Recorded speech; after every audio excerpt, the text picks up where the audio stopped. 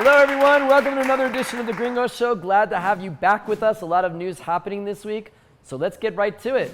Chile was in the news this week, or as we gringos like to call it, chili. And then we asked, do they like spicy there? And ironically, the answer is no. Do not take a Chilean to Juan Super Taqueria Picante. They're not going to like it. The Chilean constitution dates back to the dictatorship of Augusto Pinochet, and after violent riots in 2019, the country agreed to create a new constitution with leftists dominating the rewrite. The new document was really bold, enshrining over 100 basic human rights into law, including legalizing abortion and making it illegal to sell spicy food in any restaurant. It said it's the government's responsibility to care for people from birth to death. But on Sunday, voters rejected the document by an overwhelming 62%, many saying it was too leftist, too expensive, and concerns over how much rights were given to indigenous people that would have allowed them to create their own nations with separate legal systems. With all this said, I speak Spanish fluently and I still can't understand what Chileans are saying. ¿Cómo? Also on the other side of the vaca, Argentina was in the news last week where there was an assassination attempt on Vice President Cristina Kirchner. The former president turned vice president has been mired in a corruption scandal with accusations that she funneled government money to people familiar to her. When she arrived home on September 1st, she was greeted by supporters and a man came up and tried to shoot her. She ducked and raised her hand, but the gun didn't go off. And I understand how that can feel. It's like going out all night, going back to your place after a few drinks, and just things not happening. You've been there. You know it. It's not something really to joke about. It was really serious, but strange things surround what happened. Supposedly, and I know this is all hearsay, but she continued to sign autographs afterwards for 30 minutes. The suspect's phone was erased, and the president declared the following day a national holiday, which in Mexico we call a puente, and in Argentina, beef weekend. And I can't help to think that the gun jam was really this. Raspberry. There's only one man who would dare give me the raspberry. And that man was Fernando Andrés Sabag Montiel, a 35-year-old Argentinian citizen born in Brazil. Maybe the New York Times can't say it, nor El País can't say it, but I can say it. Don't believe everything you see and hear. All very strange. But let's go stateside. Last week, AMLO delivered his fourth informe, Mexico's equivalent to the State of the Union address. And I'm like, fourth? Isn't it like his 1,252nd informe?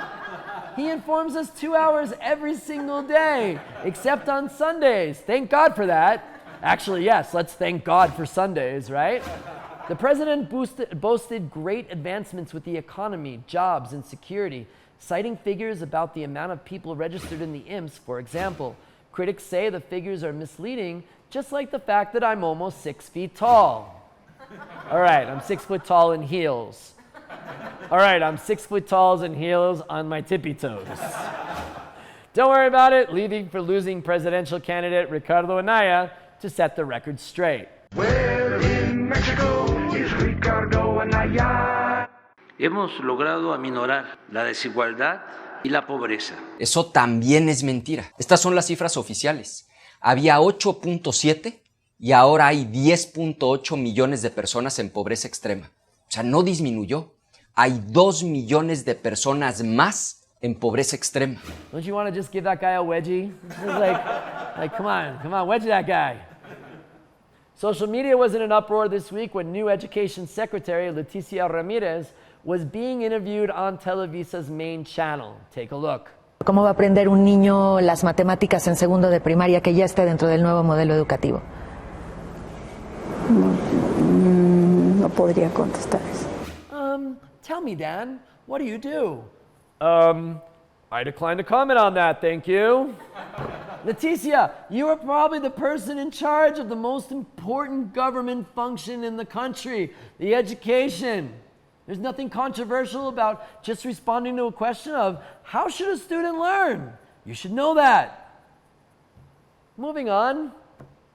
In other news, Nicole Kidman was in Mexico apparently because now everyone's coming to Mexico, or maybe looking for una orgía con máscaras. She was here for the Fundación Telmex Siglo XXI meeting at the Territorio Nacional last weekend with her work as a UN ambassador and a feminist.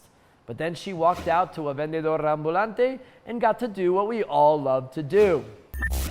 La actriz australiana-estadounidense Nicole Kidman se volvió tendencia luego de que circularan algunas fotografías y videos comprando queso artesanal en las calles de la Ciudad de México. Nicole, call me. I have like 50 other things you can do with a ball of queso Oaxaca. You can use it as a belt, trust me. Nice to see famous stars here in Mexico, though. It's really good to see. And finally, as we always do at the end of the show, we find pretty funny things that are traveling around social media. We love the fact that we can find street food anywhere we go, sometimes in the most curious places like this. Pintamos toda la casa y sin dejar caer una sola gota de pintura que no sea. ¿Qué es eso?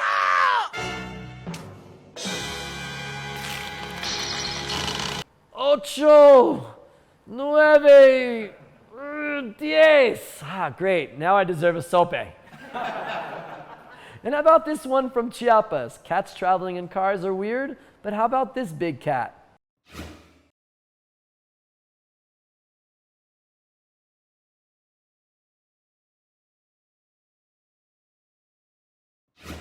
That does it for this edition of The Gringo Show. Thanks for staying with us. If you've enjoyed the show, please make sure you like us on Facebook or YouTube. We read the papers, watch the news, and scroll through the social media to share with you what's happening right here in Mexico so you don't have to. We're off next week to celebrate Independencia, so we'll be back in 2 weeks, but we'll see you here soon. Thanks. Gringo, Mexico is laughing thanks to you.